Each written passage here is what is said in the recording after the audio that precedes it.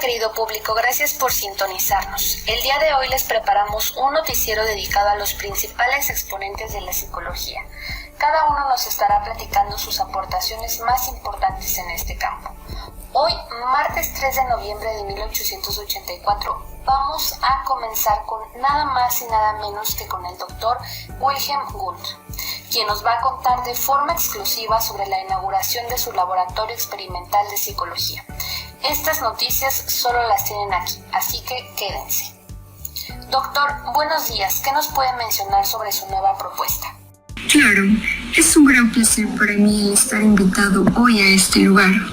Quería comentarles que, a partir de mis conocimientos en medicina y sobre todo de la fisiología, me han dado la pauta para poder proponer algo más allá de lo que vemos hoy en día. Me parece que es importante investigar sobre los procesos psíquicos, en este caso enfocado a las sensaciones y percepciones de la vida humana, los cuales podemos estudiar a partir de la observación y diversas técnicas experimentales. Respecto a esto, quería informarles que también tengo un profundo interés por estudiar el pensamiento por medio del lenguaje. Pero bueno, hoy no me quiero meter en estas cuestiones, solo es algo bastante interesante a abordar que quería mencionar. Regresando al tema anterior, quería mencionar que los estímulos pertenecen al orden físico, sin embargo, todas las sensaciones pertenecen al orden mental, ya que acceden a este campo por medio de la experiencia. Y esto nos da un nuevo panorama de cómo estudiar lo psíquico. Pero bueno, sé que no tenemos mucho tiempo, así que si quieren saber más sobre este tema, les invito a leer mi libro, Fundamentos de Psicología Fisiológica y Psicología de los Pueblos, donde podrán encontrar más sobre este tema. Sin más por el momento me despido agradeciendo enormemente la invitación. Muchas gracias, doctor, por tan magnífica aportación. Estoy segura de que escucharemos grandes cosas de usted en un futuro. Ahora vamos a la fría y siempre lluviosa ciudad de Londres, Inglaterra, con el doctor Sigmund Freud, para que nos comente algunos aspectos de su vida y obra. Buenas tardes, doctor. Adelante. Hola, gracias por tomarse el tiempo para entrevistarme. Les contaré en unos pocos minutos mi historia. En realidad mi nombre no es Sigmund, es Sigismund, pero decido cambiarlo en 1878. Me encanta el arte egipcio y el griego, además que leer a Cervantes me ha dado un panorama distinto. Decidí aprender el español para poder leer El Quijote de la Mancha. Yo nazco en Moravia. Mis padres se llevan una diferencia de edad considerable, imagínense. Mi padre tiene un hijo de su primer matrimonio y mi madre tiene la misma edad que su hijo. Años después, cuando leo a Sófocles, me doy cuenta del complejo de Edipo y decido empezar a teorizar sobre él.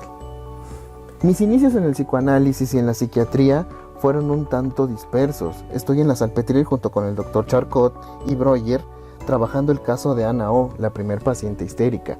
También trabajo estudios sobre la cocaína y en 1899 escribo tal vez mi obra más importante, La interpretación de los sueños.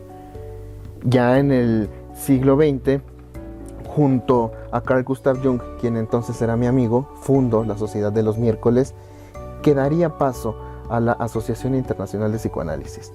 Junto a Carl Gustav Jung vivo muchas cosas. Mi viaje a Estados Unidos, a la Universidad de Clark, gracias a la invitación del Dr. Stanley Hall, y también gracias a él conozco a una de las más grandes psicoanalistas de la época, la doctora Sabina Spielrein.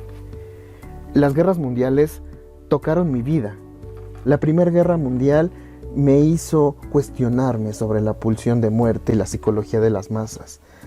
En años posteriores me escribe el gran científico Albert Einstein preguntándome por qué la guerra. Sin embargo, la Segunda Guerra Mundial impacta directamente en mi vida. La ocupación nazi entra a Viena, queman mis libros, por lo que yo tengo que salir exiliado rumbo a Londres en el año de 1938.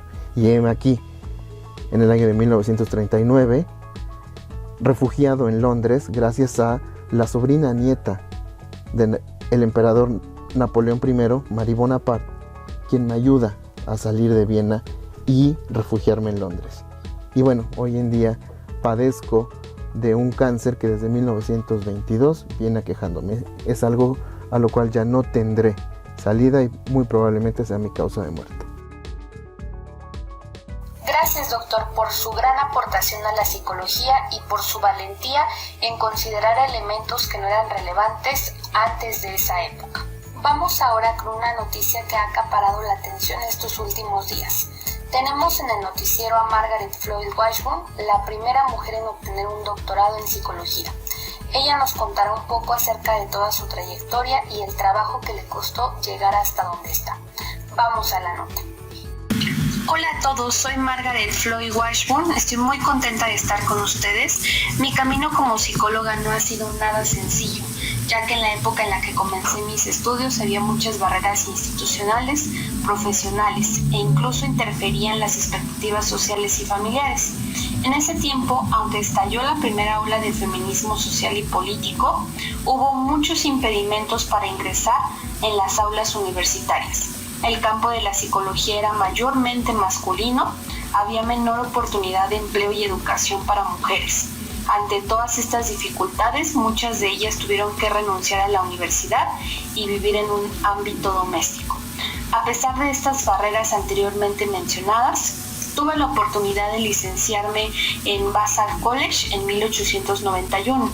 Después me fui a la Universidad de Columbia, en donde conocí y trabajé con Raymond Cattell.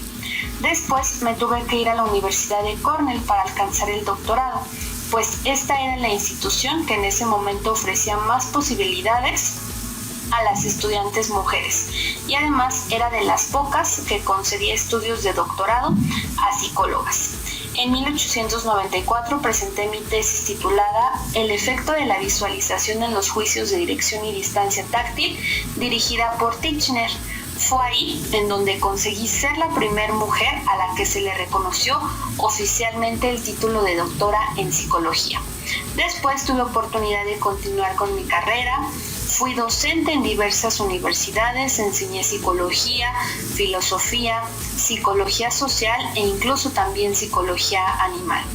Mis investigaciones se centraron en psicología comparada, procesos superiores en animales como el aprendizaje, y después me interesé también por los efectos de la música en la emoción. Estas diferentes actividades pues fueron lo que formó parte de mi trayectoria académica y espero que esta sirva de inspiración para que más mujeres se unan al campo de la psicología. Gracias, doctora. Su historia en efecto es muy inspiradora para muchas mujeres que han tenido dificultades para crecer profesionalmente. Vemos con esta historia que a pesar de las adversidades es posible.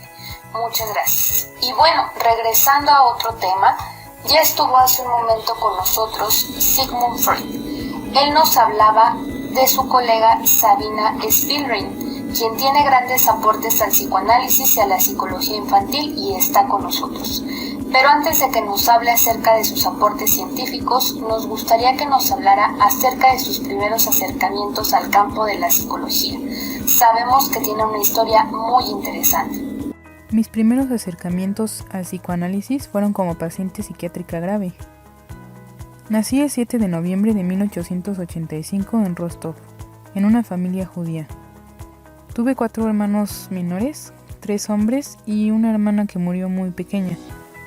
Siempre dijeron que era una niña muy difícil y por eso me castigaban muy a menudo. En 1904 me ingresaron a Burgosli.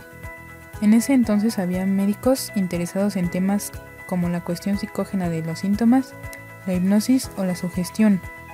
Ahí mismo tuve la oportunidad de participar en trabajos con Jung y Ricklin, primero como paciente y luego como estudiante de medicina, a donde ingresé con la idea de ser psiquiatra en 1905. Fui la primera paciente que el psiquiatra Jung trató con el método analítico y fui su paciente hasta 1909.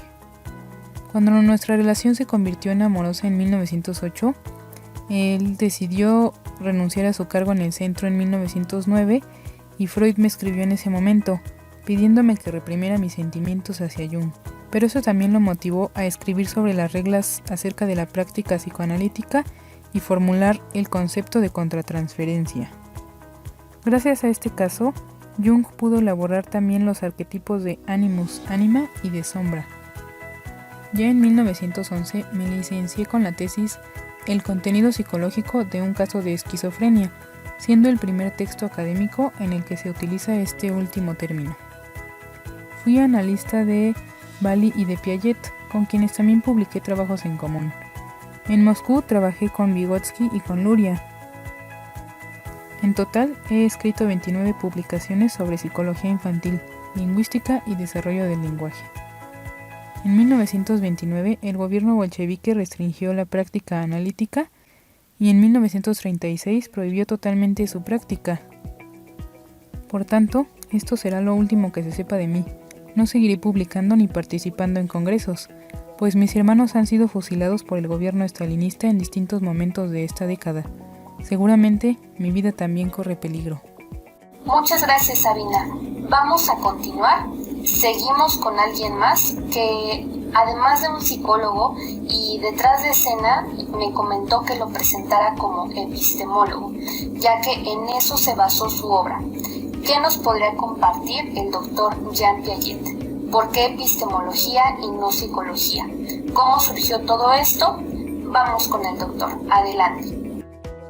Así es, me dedico a la epistemología, es decir, me enfoqué en el desarrollo del conocimiento, el cual se da en 4 diferentes etapas, resultado de la construcción entre periodos de crisis, entre los procesos de asimilación y acomodación, que tienden al equilibrio.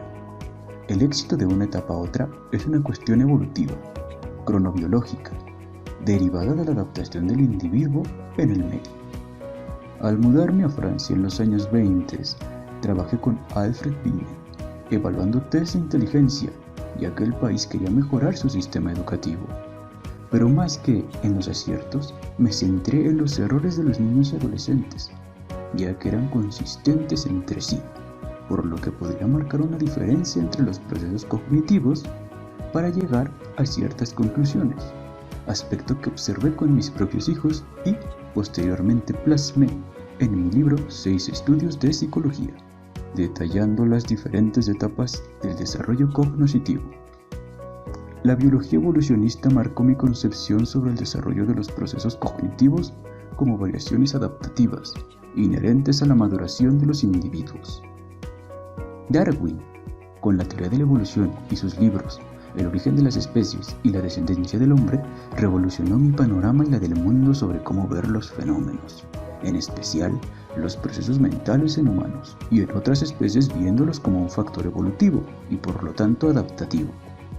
Desde la postura filosófica, mi pensamiento fue racionalista, el cual se ve reflejado en mi teoría, ya que dentro de la filogenia humana contamos con estructuras y esquemas que permiten la interpretación de la información, es decir, el desarrollo cognitivo va de lo individual a lo social. Los cambios internos permiten cambiar nuestra relación con los objetos. Viví la Primera y Segunda Guerra Mundial como espectador. Suiza, mi país natal, era neutro políticamente, así que desde mi infancia no tuve inconvenientes a lo largo de mi formación hacia la docencia e investigación y en la dirección del Centro Internacional para la Epistemología Genésica en Ginebra. Gracias, doctor, por su visita, ya que aunque usted fue biólogo y epistemólogo, el aporte que ha dado a la psicología es inmenso. Y bueno, para continuar con esta presentación de los grandes de la psicología, también nos acompaña el psicólogo Lev Semyonovich Vygotsky. ¿Podría explicarnos su tesis sobre el desarrollo de los procesos psicológicos superiores? Adelante, doctor. Hola, buenas tardes. Agradezco su consideración para invitarme a su espacio noticiero. Antes de responder a tu pregunta, me gustaría realizar algunas precisiones sobre la teoría que he venido desarrollando. Quiero señalar que gran parte de mi interés se centra en el estudio y análisis de la conciencia. Sin embargo, para acceder a este análisis es necesario comprender los complejos vínculos entre los procesos psicológicos y socioculturales. Para explicar este desarrollo de los procesos psicológicos, quisiera plantear 3 supuestos teóricos sobre los que he venido construyendo mi teoría. El primero de ellos se fundamenta en la convicción en el método genético evolutivo. Es decir, la conciencia tiene una génesis y un proceso de desarrollo que se dará en función de 2 determinaciones. Una biológica, Aquí me estoy refiriendo a la importancia de la filogenia en los procesos psicológicos básicos. Y por otro lado, la determinación ontogenética, que será la que posibilite el desarrollo de los procesos psicológicos de tipo superior. En un segundo supuesto, planteó la tesis de que las funciones psicológicas superiores tienen su raíz en las relaciones sociales. Gracias a estas, el desarrollo de los procesos psicológicos se dará a partir de la interiorización de instrumentos como el lenguaje y los signos, que además de tener un origen social, pues bueno, son producto de la evolución sociocultural. Por último, en la tercera tesis afirmo que solo los procesos psicológicos superiores pueden entenderse mediante el estudio de la actividad mediada instrumental. El planteamiento es el siguiente: existe una interacción dialéctica entre el sujeto y el objeto de conocimiento, es decir, hay una relación de influencia recíproca entre ambos, en donde si bien el lenguaje, como ya se ha señalado, en un primer momento es usado con fines sociales de comunicación, posteriormente es utilizado por el sujeto para influir en sí mismo, pues para el desarrollo del lenguaje interno y pensamiento verbal, que de alguna forma van a representar un nivel cualitativamente superior en el orden psicológico. Es increíble el aporte que usted dio al campo de la psicología. Estoy segura de que si hubiera tenido la oportunidad de conocer al Dr. Jean Piaget, ambos hubieran enriquecido sus teorías. Agradezco su tiempo destinado para esta breve entrevista. Grandes personajes nos están acompañando el día de hoy. Ahora hablemos un poco sobre el acondicionamiento en voz de una psicóloga que debe ser recordada por sus aportes a la desensibilización sistemática. Bienvenida, doctora. Háblenos un poco sobre usted y su trabajo. Hola, soy Mary Cooper Jones, pero pueden decirme Mary. Nací en Pensilvania en 1897. Estudié en el Colegio Vassar después de la Primera Guerra Mundial. Al graduarme, conocí a John Watson en una conferencia, donde explicaba la psicología tomando en cuenta aspectos observables, medibles y controlables. Él expuso un experimento realizado con un niño llamado Albert. A este pequeño le mostraba un conejo blanco, y al hacerlo golpeaba una barra metálica que generaba un ruido sumamente estruendoso que hacía llorar al niño. Después de varias sesiones, él se dio cuenta que con la pura presencia del conejo, el niño se asustaba.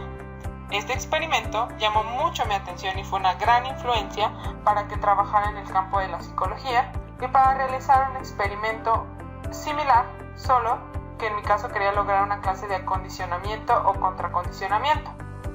En mi experimento participó Peter, un niño que le tenía miedo a los conejos. En la primera sesión, le mostré un conejo en una jaula y le daba un biberón con leche, ya que esto era de su agrado.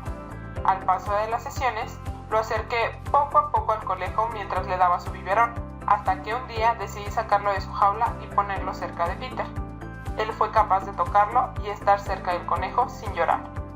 Este experimento me ayudó a terminar mi tesis sobre el desarrollo de patrones de comportamiento en niños pequeños. Después de Peter, me dediqué a trabajar en el desarrollo adolescente. Además de mis experimentos, mi esposo Harold y yo realizamos un curso televisivo sobre psicología infantil, algo muy novedoso. Fui nombrada presidenta de la División de Psicología del Desarrollo de la APA. Mi amigo Joseph un día me dijo que sería la madre de la terapia de la conducta, pero él se encargó de hacer el contracondicionamiento famoso con la terapia, algo que llamó desensibilización sistemática. Para finalizar, aunque tuve gran influencia por parte del conductismo, yo soy un poco ecléctica y quiero dejar claro que sigo aprendiendo de la complejidad que somos como seres humanos y la importancia que tiene el aspecto social en nuestro desarrollo. Muchas gracias. Es increíble su aportación, doctora. Gracias por su visita. Y bueno, me informan que tenemos más invitados. Ahora tengo el gusto de presentarles a Carl Rogers. Él ha sido reconocido como el psicoterapeuta más influyente de la historia, incluso por delante de Albert Ellis y Sigmund Freud. Bienvenido, le damos la palabra, doctor. Gracias. Mi nombre es Carl Rogers. Soy psicólogo. Tengo una vida normal dentro del campo donde crecí, en la universidad. Solía ser un hombre muy religioso, incluso estudié teología, pero un viaje a China y la manera en que las personas vivían allí me hizo cambiar mi área de estudios por la psicopedagogía. Después de que me casé y tuve 2 hijos, publiqué un libro que se llama El tratamiento clínico del niño problema. Por eso es que, si bien me conocen por mis aportes a la terapia clínica, también tengo mucho interés en la educación. En la sociedad en la que yo vivo, ya 2 guerras mundiales ocurrieron. Las personas están comenzando a rebelar contra la violencia. Incluso hay un movimiento de jóvenes conocidos como hippies que piden amor y paz.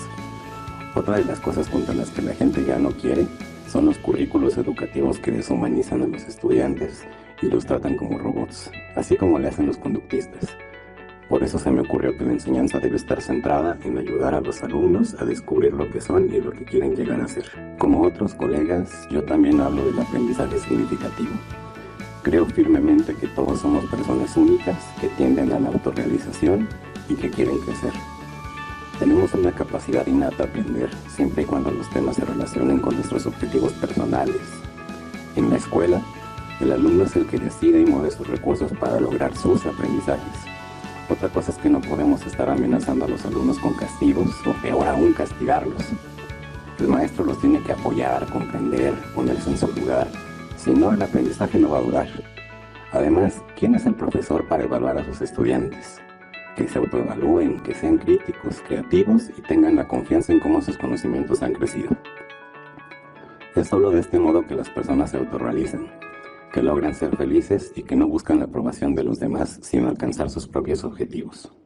Gracias por su visita. Sin duda, la concepción que le da al ser humano aportará en gran medida al campo de la educación.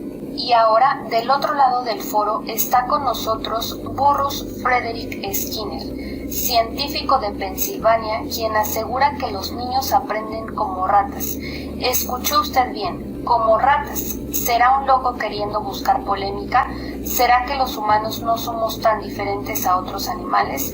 Acompáñenme a ver qué tiene que decirnos al respecto. Bienvenido. Hola, ¿qué tal? Me presento, mi nombre es Burrus Frederick Skinner, soy un psicólogo estadounidense graduado de la Universidad de Harvard y considero que sin duda alguna la psicología debería ser una disciplina científica basada en evidencia empírica.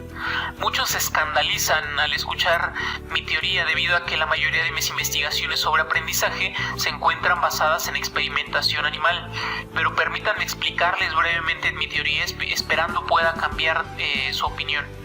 Mi teoría tiene 3 elementos imprescindibles: el estímulo, la respuesta y la consecuencia. Y quizá no esté tan familiarizado con estos términos, así que permítame darle un ejemplo. Si un niño obtiene buenas notas en el colegio, muy probablemente sus padres lo recompensen esperando que en sus próximas notas obtenga resultados similares. Por otro lado, si el niño hace una rabieta o lleva a cabo un comportamiento que los padres no desean, pensarán en un castigo para que detenga dicho comportamiento y no lo presente en un futuro. Del mismo modo, responden muchos organismos. Al darles una recompensa o premio después de emitir una conducta deseada, hay más probabilidades de que vuelvan a presentarla. A esto nosotros le llamamos reforzamiento. Y por el otro lado, si castigamos dicha conducta, habrá menos posibilidades de que vuelvan a presentarla en un futuro. Como ven, no es tan descabellado como se podría pensar, y además basamos la psicología en un factor observable y no sobre algo de lo cual no podemos dar cuenta de su existencia, como lo es la mente. Espero mi teoría sea de su interés, y si quieren conocer más al respecto, podrán encontrarlo en mi libro La conducta de los organismos, un análisis experimental. Hasta pronto. Ya lo escuchó. Sin duda, este osado psicólogo nos deja con algunas preguntas. Entonces, ¿los humanos aprenden igual que los animales? ¿Ni la mente ni los pensamientos existen? Como ya lo mencionaba, usted tiene la última palabra. Ahora vamos a otra sala, ya que nos visita la doctora en psicología Mary Ainsworth, quien es considerada una de las precursoras de los programas de conciliación laboral para las madres y pionera en los estudios de apego, principalmente en lo que se conoce como la situación extraña. ¿Cómo está, doctora Ainsworth? ¿Qué nos puede comentar sobre su trayectoria y las investigaciones que ha realizado? Buenas tardes. Es un gusto estar aquí y poder platicarles sobre mi vida y mi trayectoria. Realicé diversas investigaciones que influyeron de manera considerable en la psicología del desarrollo, principalmente en los estudios del apego, pero esto no fue sencillo. En esa época las mujeres no teníamos protagónicos profesionales. La conciliación entre lo laboral y lo familiar fue especialmente complicada. Actualmente estas dos esferas empiezan a ser compatibles, pero es importante implementar programas que ayuden a las mujeres a conformar su carrera profesional con su maternidad. Te voy a platicar cómo fue que llegué a desarrollar esto que denominé la situación extraña. Yo nací en Estados Unidos, pero desde pequeña me fui a vivir a Canadá. Como sabes, yo estudié Psicología del Desarrollo en la Universidad de Toronto y obtuve el doctorado en 1939. He viajado a diversos lugares y después de casarme me fui a vivir a Londres. Ahí trabajé durante 9 años en el Instituto Tavistock y conocí al psiquiatra John Bowlby.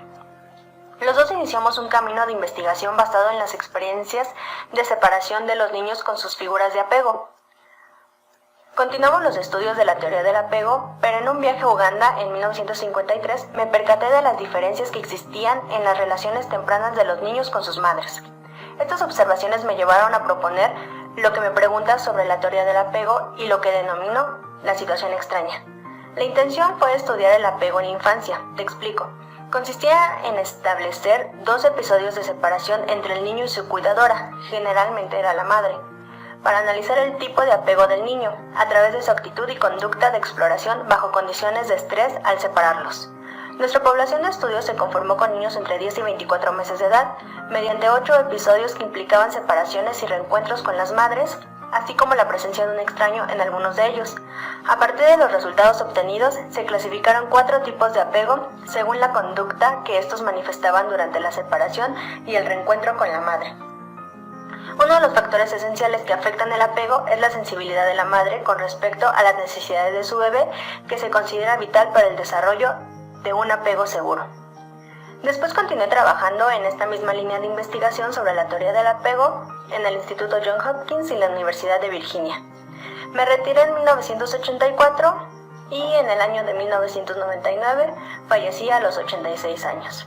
Te agradezco esta entrevista. Gracias por estar en esta entrevista. Sin duda, el trabajo que usted realizó también es fundamental para la psicología. Y bueno, ya por último tenemos a la prominente científica Brenda Milner.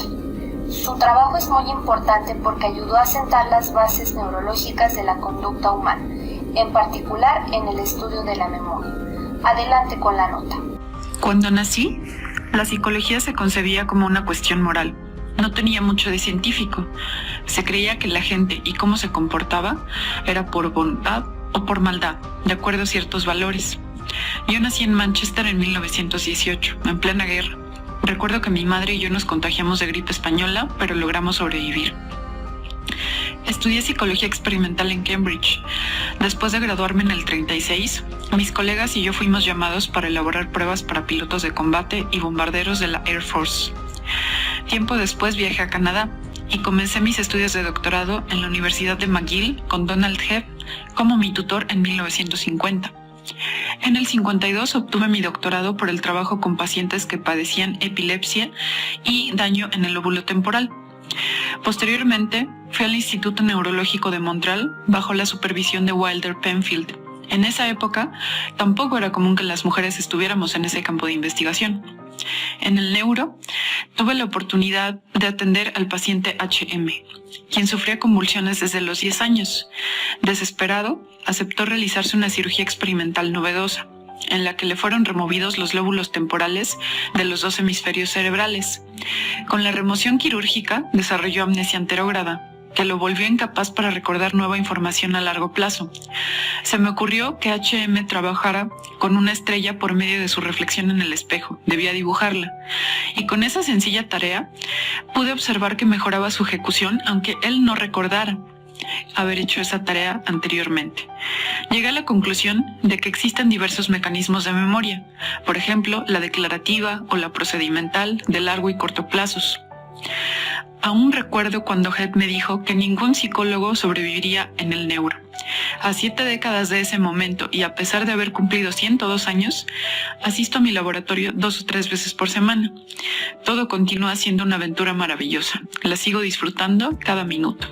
Muchas gracias por su tiempo, doctora. No cabe duda de que todas estas aportaciones abren camino al estudio neurológico de la conducta humana. Y bueno, querido público, con esta información estaríamos concluyendo el día de hoy. Espero que esta transmisión les haya permitido conocer un poco más sobre la psicología, el contexto en el que se dio paso y las aportaciones de estos grandes pioneros.